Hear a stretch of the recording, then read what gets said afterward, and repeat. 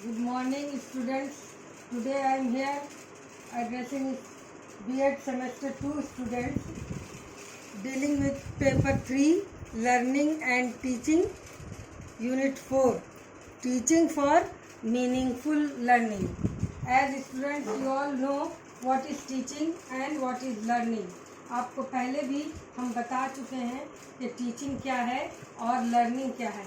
आज रिवीजन के तौर पर हम ये बताना चाह रहे हैं कि टीचिंग और लर्निंग दोनों चीज़ में आपस में गहरा संबंध है.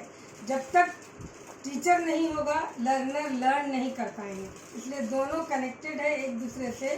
टीचिंग हम लोग कहते भी हैं, अगर अच्छा टीचर होगा, अच्छे से क्लास लेगा, अच्छे से पढ़ाएगा तो लर्निंग भी बहुत अच्छी होगी, असरदार होगी और इफ़ेक्टिव होगी. अब यहाँ पर हम लोग कंसर्न हैं टीचिंग फॉर मीनिंगफुल लर्निंग से. मतलब क्या हो इसका कि हम ऐसी पढ़ाई पढ़ाएं जिसमें कि लर्निंग मीनिंगफुल हो, मतलब मानी वाला हो, ज्ञानवर्धक हो. मोटा मोटी आप ये बात समझ सकते हैं कि ज्ञान बढ़ाने वाला हो, मीनिंगफुल हो और समझदार लोग उसको अच्छे से पढ़ करके और तरीके से समझदारी से हम टीचिंग कर सके और लर्नर जो है मीनिंगफुल लर्निंग कर सके. इधर देखिए, what do you mean by meaningful learning, यानी आप मीनिंगफुल लर्निंग से क्या समझते हैं. इधर देखिए, it means that learned information which is completely understood and can now be used to make connections with other previously known knowledge, aiding in further understanding. मतलब क्या हुआ, इसका मतलब ये हुआ कि मीनिंगफुल लर्निंग वो लर्निंग है जो कि ऑलरेडी हम लोग को लर्न इंफॉर्मेशन जाने हुए हैं, सीखे हुए हैं और अच्छे तरीके से कंप्लीटली समझ गए हैं हम लोग, और हम लोग उसको आगे के नॉलेज के लिए, आगे नॉलेज बढ़ाने के लिए पिछले नॉलेज से जोड़ करके उसको देख सकते हैं. और ये एक तरह का एड है, एक तरह का मददगार है. किस चीज़ के लिए? फर्दर अंडरस्टैंडिंग के लिए. यानी आगे जो हम पढ़ाई पढ़ेंगे वो पिछले से कनेक्टेड है और आगे अच्छे से समझ सकें, इसके लिए हम मीनिंगफुल लर्निंग का एक अहम रोल समझते हैं. Students who learn with meaningful learning are able to problem solve better than those who learn by rote. जो स्टूडेंट्स मीनिंगफुल लर्निंग से पढ़ते हैं, समझते हैं, अच्छे तरीके से अपने ज्ञान को बढ़ाते हैं, वो किसी भी प्रॉब्लम को अच्छे से सॉल्व कर सकते हैं बनिस्बत उसके जो कि रट करके बिना समझे बूझे किसी चीज़ को लर्न कर रहे हों, सीख रहे हों. Meaningful learning teachers students important cognitive skills they will use through out their life. ये जो है एक ऐसी लर्निंग है, मीनिंगफुल लर्निंग, जो कि स्टूडेंट्स को सिखाती है इम्पॉर्टेंट कॉग्निटिव स्किल्स, मतलब संज्ञानात्मक जो है स्किल, कौशल सिखाती है इम्पॉर्टेंट, जो कि उनके थ्रू आउट अपनी ज़िंदगी में, अपने जीवन में बहुत काम आता है और बहुत इम्पॉर्टेंट चीज़ है ये. Cognitive skills are what students use to evaluate, analyse, remember and make comparison. ये ऐसा स्किल है कॉग्निटिव स्किल जो कि स्टूडेंट को इवैल्यूएट करने में, एनालाइज करने में, मतलब विश्लेषण करने में किसी भी चीज़ का, और रिमेंबर याद रखने में, और किसी भी चीज़ से कंपेयर करने में मददगार होता है, हेल्पफुल होता है. Meaningful learning is the most effective way for students to engage in learning. ये ऐसी लर्निंग है ये जो कि बहुत ही इफ़ेक्टिव वे है स्टूडेंट्स के लिए कि लर्निंग में इंगेज होने के लिए, लर्निंग में पूरे तरीके से डूब जाने के लिए मीनिंगफुल लर्निंग एक असरदार रास्ता है, इफ़ेक्टिव वे है.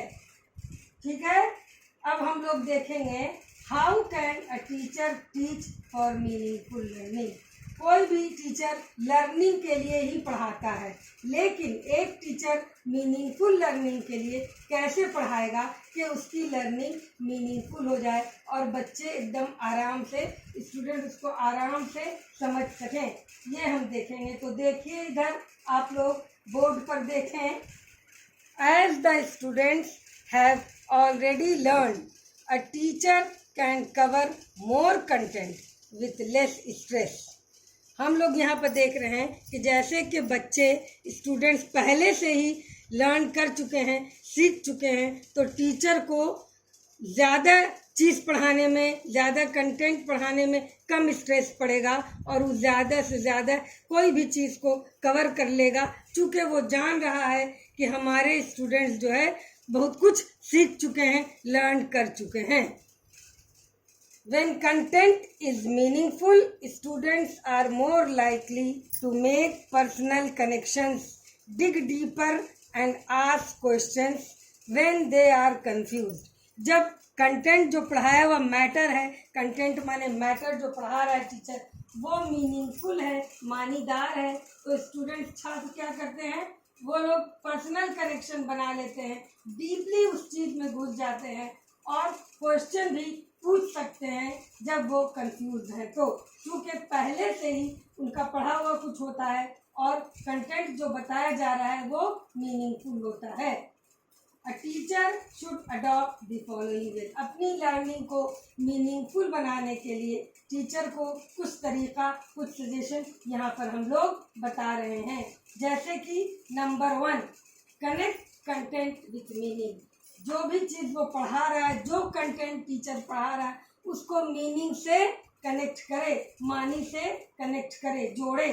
Number 2, discourage rote memorisation. जो रटने वाली प्रक्रिया है उसको डिस्करेज करे, उसको प्रोत्साहन ना दे ताकि बच्चे रटने पर ना आए। तीसरा, let students figure out the problem. और स्टूडेंट को ही टीचर ये समझाए करे कि वो प्रॉब्लम अपना खुद फिगर आउट करें, बताएं। Number 4, keep students engage with A positive attitude. Student के अंदर एक पॉजिटिव एटीट्यूड, एक अच्छी बात, एक अच्छा एटीट्यूड जो है वो स्टूडेंट्स के अंदर वो इंगेज करे, तरीका बताए उनको पॉजिटिव एटीट्यूड लाने के लिए।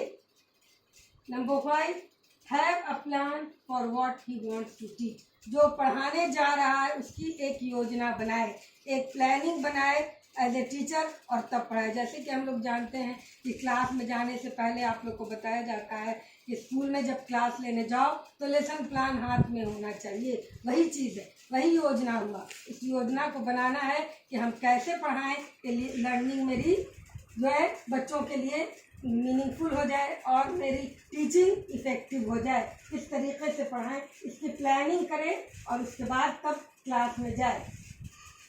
Number 6 point, a teacher should teach in such a way so that students remember your class as an important part of their college experience. Teacher को ऐसा पढ़ाना चाहिए, इस तरीके से पढ़ाना चाहिए कि स्टूडेंट्स याद रखे अपने क्लास में, वो हमेशा के लिए अपने कॉलेज के एक्सपीरियंस को और टीचर की पढ़ाई को सदा दिन के लिए वो अपने दिमाग में रख ले, अच्छे से समझते हुए। अब देखिए, teaching as instructing versus teaching as facilitating. Teaching as instructing versus teaching as facilitating. तो सबसे पहले यहाँ पर तो हम लोग को ये ध्यान देने वाली बात है कि इंस्ट्रक्शन क्या है, फैसिलिटेशन क्या है। ये दोनों चीज़ जब हम जानेंगे तभी हम आगे बढ़ सकेंगे कि इंस्ट्रक्टिंग क्या है और फैसिलिटेटिंग क्या है। तो देखो यहाँ पर मैंने लिखा है इंस्ट्रक्टिंग का मानी टू एक्सप्लेन, टू टीच और डायरेक्ट, यानी शिक्षा देना या निर्देश देना, बताना, पढ़ाना किसी चीज़ को, उसको हम लोग बोलते हैं इंस्ट्रक्ट करना। और फैसिलिटेटिंग क्या हुआ, टू मेक इट इजी और टू मेक सिंपल, यानी किसी चीज़ को आसान बनाना, सिंपल बनाना, सादा बनाना, सुगम बनाना या आसान कर देना, वो उसको फैसिलिटेटिंग हम कहते हैं। And instructor is a content resource. Instructor क्या है? वो कंटेंट का रिसोर्स है, जो पढ़ाने जा रहा है, जो बताने, जो उसके पास कंटेंट है, उसी का रिसोर्स पर्सन है वो बताएगा, वो इंस्ट्रक्टर कहलाएगा। A facilitator on the other hand is a process manager first. Facilitator क्या है? अदर हैंड में वो प्रोसेस मैनेजर है, यानी वो मैनेज करने वाला है किसी भी प्रक्रिया को कि कैसे किया जाए। सबसे पहले एक कंटेंट रिसोर्स सेकंड, उसके बाद तब उसका नंबर कंटेंट रिसोर्स। यहाँ पर ही फर्क है, यहाँ पर डिफरेंस है इंस्ट्रक्टर में और फैसिलिटेटर में। इंस्ट्रक्टर को हमने देखा कि वो सिर्फ और सिर्फ कंटेंट रिसोर्स उसके पास रहता है और वो उसको इंस्ट्रक्ट करता है क्लासरूम में जाके, जबकि फैसिलिटेटर कोई भी चीज़ को आसान बनाता है, सिंपल बनाता है, सुगम बनाता है। इसलिए उसको प्रोसेस मैनेजर पहले बनना है, उसके बाद कंटेंट रिसोर्स उसको बनना है। Facilitators use their knowledge of how people learn to create an active environment that embraces participants' prior knowledge and unique learning style.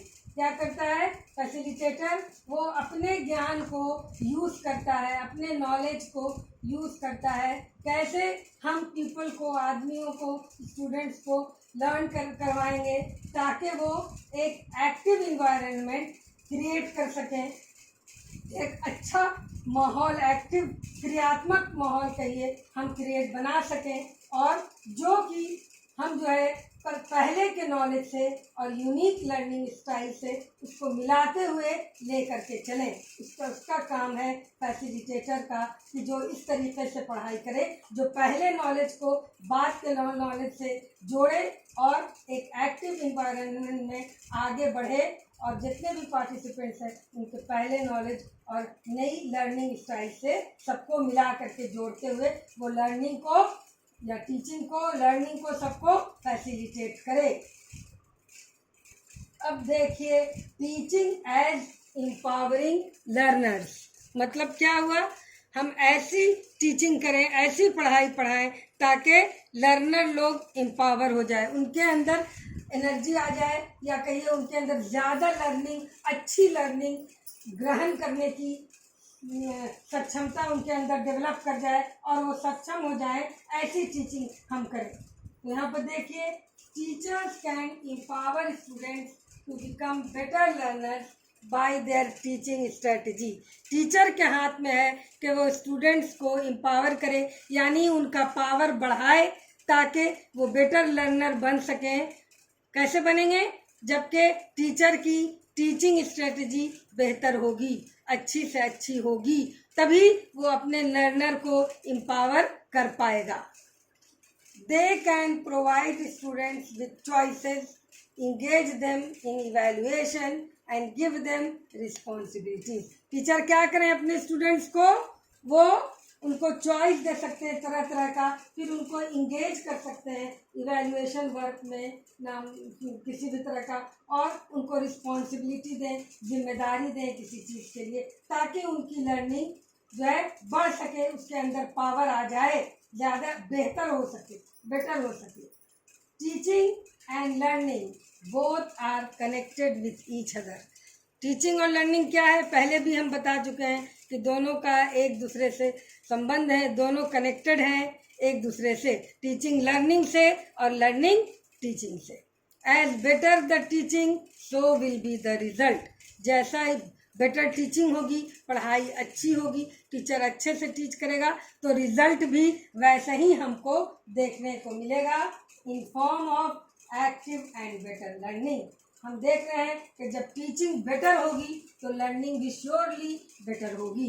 इसलिए लर्निंग बेटर करने के लिए हमको टीचिंग बेटर करना पड़ेगा और अच्छे से अच्छे तरीके से उसको समझाना पड़ेगा।